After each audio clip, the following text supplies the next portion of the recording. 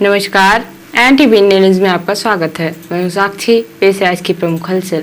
विगत कुछ महीना पहले ही सीधी जिले के पेशाब कांड की वजह से पूरे देश में शर्मसार होना पड़ा था। उक्त घटना को लोग अभी भूले भी नहीं होंगे कि एक बार फिर से सीधी जिले को छात्रवृत्ति के नाम पर 7 आरक्षित वर्ग की युवतियों को बलात्कार और लूटपाट का शिकार होना पड़ गया। इसकी वजह से भी अब सीधी जिले को पूरे प्रदेश और देश में शर्मसार होना पड़ रहा है। हालांकि सीधी जिले के मझौली क्षेत्र में हुई इस घटना के 4 आरोपियों को पुलिस ने गिरफ्तार कर लिया है और उन्होंने युवतियों के साथ इस घटना को अंजाम देने की बात स्वीकार कर ली है। फिलहाल पुलिस पकड़े गए आरोपियों से पूछताछ कर रही है। सीधी जिले में शर्मसार करने वाली सामने आई इस घटना को लेकर देश और प्रदेश से अब तरह तरह की प्रतिक्रिया सामने आ रही है। इस घटना की संवेदनशीलता को देखते हुए रीवा संभाग के आईजी महेंद्र सिसोदिया, डीआईजी साकेत पांडे और सीधी एसपी रविंद्र वर्मा को पत्रकार वार्ता बुलाकर पत्रकारों को पूरे मामले की विस्तार से जानकारी देनी पड़ी।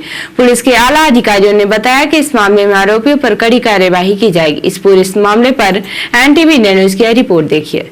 कहने को तो सीधी जिले की भूमि को पवित्र और सिद्धि भूमि कहा जाता है, लेकिन इस जिले में चंद लोग कुछ इस तरह के कृत्य कर जाते हैं जिनके कृत्यों से सीधी जिले की सिद्ध भूमि को पूरे देश में शर्मिंदगी उठानी पड़ती है। ऐसा ही एक मामला मझौली थाना क्षेत्र से सामने आया है। इस मामले ने एक बार फिर से प्रदेश और देश में सीधी जिले को शर्मसार होने पर मजबूर कर दिया है। शर्मसार कर देने वाले मामले का खुलासा तब हुआ जब पीड़ित आरक्षित वर्ग की युवतियों ने थाना मझौली पहुंचकर पुलिस को बताया कि उन्हें कॉलेज से मिलने वाली स्कॉलरशिप देने के बहाने मैजिक कॉल ऐप से आवाज बदलकर सुनसान जगह पर बुलाया गया और उनसे बलात्कार और लूटपाट की गई। इस सनसनीखेज और संवेदनशील मामले की जानकारी मिलते ही पुलिस बल और पुलिस के आला अधिकारी एक्शन में आ गए और तत्काल कार्रवाई करते हुए 4 आरोपियों को गिरफ्तार करके जब उनसे पूछताछ की तो पुलिस भी सन्न रह गई।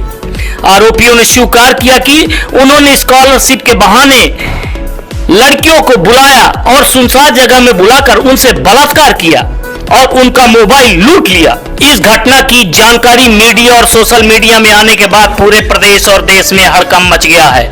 आरोपियों ने कहा है कि उन्होंने अब तक 7 युवतियों से यह घटना की है। इस घटना की संवेदनशीलता को देखते हुए और देश प्रदेश से आ रही कड़ी प्रतिक्रियाओं के चलते रीवा संभाग के आईजी महेंद्र सिसोदिया और डीआईजी साकेत पांडे और सीधी एसपी ने 25 मई को सीधी पुलिस सभागार में पत्रकार वार्ता बुलाई और पत्रकार वार्ता में आरोपियों को पत्रकारों के सामने लाकर जिले की मीडिया को पूरे घटनाक्रम की जानकारी दी और बताया कि सातिर आरोपी ब्रिजेश प्रजापति इस घटना का मास्टरमाइंड है और उसके साथ 3 अन्य आरोपी भी है जिन्हें गिरफ्तार कर लिया गया है। पत्रकारों को पूरी घटना की जानकारी देने के बाद आईजी रीवा महेंद्र सिसोदिया ने NTV न्यूज को पूरे मामले की विस्तार से जानकारी दी।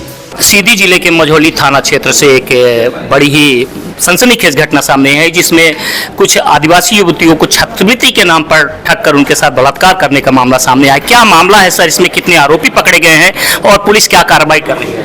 ये कुल 4 आरोपी पकड़े गए हैं और इन 4 आरोपियों में जो है जो आरोपी है वो 10 साल का है और ये मैजिक ऐप का उपयोग करके फ़ोन में और महिला बनकर बात करता था और महिलाओं के नाम पर जो है छात्रवृत्ति देने के नाम पर उनको एक स्थान बुलाता था और कहता था कि आप मेरा लड़का मिलेगा जो आपको मेरे पास लेके आएगा। तो जब जाने के पश्चात को निर्जन स्थान ले जाए और उनके साथ दुष्कर्म की घटना सामने आई है। इस पर अभी 4 आरोपियों की गिरफ्तारी करी।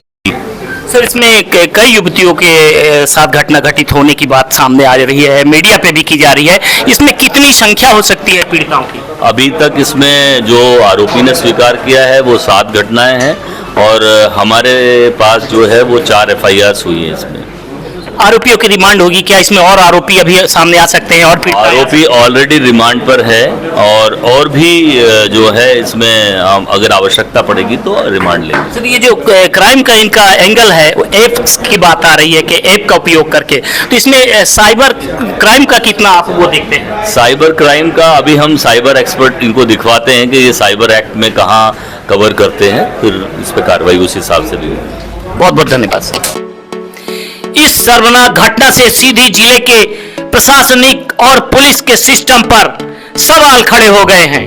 क्या छात्रवृत्ति के लिए छात्राओं को इस तरह की घटना का शिकार होना पड़ेगा? इसका कौन जवाबदार है?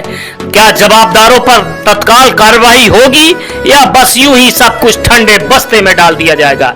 एनटीवी इंडिया न्यूज के लिए धर्मेंद्र की रिपोर्ट।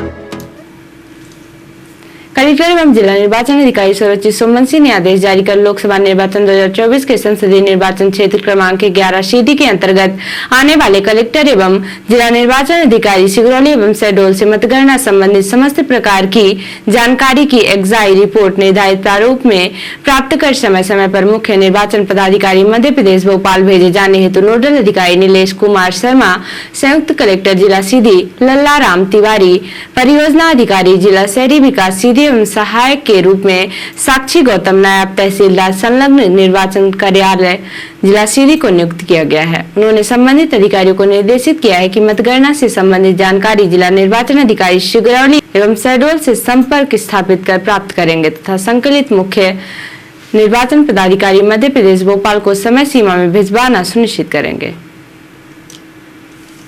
श्री संजीव कुमार पांडे के कुशल नेतृत्व में जिला विधिक सेवा प्राधिकरण सीधी द्वारा शनिवार 25/5/2024 को ग्राम पंचायत भवन पनमार चौहानन टोला जिला सीधी में विधिक जागरूकता एवं साक्षरता शिविर का आयोजन किया गया। शिविर में प्रधान जिला एवं सत्र न्यायाधीश श्री पांडे ने उपस्थित आमजन को राष्ट्रीय विधिक सेवा प्राधिकरण नई दिल्ली एवं मध्य प्रदेश राज्य विधिक सेवा प्राधिकरण जबलपुर द्वारा संचालित योजनाओं के बारे में जानकारी दी। साथ ही जानकारी देते हुए कहा कि जिला विधिक सेवा प्राधिकरण द्वारा पात्र व्यक्तियों को उनके न्यायालयीन प्रकरण में निःशुल्क अधिवक्ता प्रदान किए जाते हैं। श्री पांडे ने बालकों के लिए मैत्रीपूर्ण विधिक सेवाएं योजना के अंतर्गत बाल विवाह प्रतिषेध अधिनियम, बाल श्रम प्रतिषेध अधिनियम विषय पर भी जानकारी के साथ साथ मध्यस्थता के संबंध में भी जानकारी देते हुए मध्यस्थता से होने वाले लाभ के बारे में जोर दिया। विशेष न्यायाधीश श्रीमती रमा जयंत मित्तल ने उपस्थित आमजन को जानकारी देते हुए कहा कि अपराध मुक्त गाँव के लिए शिक्षित होना जरूरी है। इसके लिए आवश्यक है कि महिलाएं शिक्षित हो, क्योंकि जब महिला शिक्षित होगी तभी तो समाज का प्रत्येक व्यक्ति शिक्षित बनेगा। जिला न्यायाधीश एवं सचिव जिला विधिक सेवा प्राधिकरण श्री बीरेन्द्र जोशी ने राष्ट्रीय विधिक सेवा प्राधिकरण नई दिल्ली एवं मध्य प्रदेश राज्य विधिक सेवा प्राधिकरण जबलपुर द्वारा संचालित योजनाओं की जानकारी दी। अपर कलेक्टर एवं उप जिला निर्वाचन अधिकारी राजेश शाही ने जानकारी देकर बताया है कि लोकसभा निर्वाचन 2024 की मतगणना दिनांक 4/6/2024 को संजय गांधी स्मृति महाविद्यालय सीधी के पुराना भवन में किया जाना पूर्व से निर्धारित है, जिसमें मतगणना उपरांत मशीनों की सीलिंग किया जाना है। सीलिंग का प्रशिक्षण दिनांक 26/5/2024 को दोपहर 2:30 बजे से 3:30 बजे तक संजय गांधी स्मृति महाविद्यालय के कक्ष क्रमांक 134 क्रमांक 76 चुरहट क्रमांक 77 सीधी एवं कक्ष क्रमांक 126 क्रमांक 78 शिहाबल क्रमांक 82 धोनी में आयोजित किया गया है। उन्होंने सीलिंग दलों को प्रशिक्षण में उपस्थित होने हेतु समस्त सहायक रिटर्निंग ऑफिसर को निर्देशित किया है। रिपोर्टर हिमायत रौतेला ने बताया कि राज्यपाल लेफ्टिनेंट जनरल गुरमीत सिंह सेवानिवृत्त ने शनिवार को नैनीताल स्थित गुरुद्वारे में मत्था टेका और मां नैना देवी मंदिर में पूजा अर्चना कर प्रदेशवासियों की सुख समृद्धि और खुशहाली के लिए कामना की। राज्यपाल को गुरुद्वारा प्रबंध कमेटी और मंदिर समिति के पदाधिकारियों द्वारा स्मृति चिन्ह देकर सम्मानित किया गया। इस दौरान उनके साथ प्रथम महिला श्रीमती गुरमीत कौर भी उपस्थित रही। और अब पेश है प्रादेशिक हलचल। छिंदवाड़ा रतलाम में धार्मिक स्थलों से लाउड स्पीकर उतरवाए। सीएम ने अभियान फिर चलाने के आदेश दिए। खुले में मांस बिक्री पर भी एक्शन होगा। सीधी जिले के मझौली में ऐप से आवाज बदलकर बुलाया। 7 आदिवासी छात्राओं से रेप, लेडी टीचर के नाम से करते थे फोन। 2 पक्षों में पत्थरबाजी, 16 लोग घायल। उज्जैन में समाज की धर्मशाला के लिए चंदे को लेकर हुआ विवाद। और उमरिया में तहसीलदार से बदसलूकी करने वाले 4 आरोपियों के घर ढहाए। नशे में ड्राइवर और दुकानदार को पीटा था। और अब पेश राष्ट्रीय हलचल। गुजरात के राजकोट के गेम जोन में लगी आग, 24 की हुई मौत। मरने वालों में 12 बच्चे। 8 राज्यों की 58 सीटों पर वोटिंग खत्म। बंगाल में बीजेपी कैंडिडेट पर हमला, पार्टी ने टीएमसी पर आरोप लगाया। 6 बजे तक 58.82% मतदान। पाकिस्तान के पूर्व मंत्री ने केजरीवाल की फोटो पोस्ट की। वोटिंग पर कहा, नफरत की हार होगी, दिल्ली सीएम का जवाब, अपना देश संभालिए। और चीन की ताइवान को जंग की धमकी, कहा जब तक ताइवान हमारा हिस्सा नहीं बनता सैन्य कार्यवाही करते रहेंगे। तो ये थी आज की प्रमुख हलचल। नमस्कार।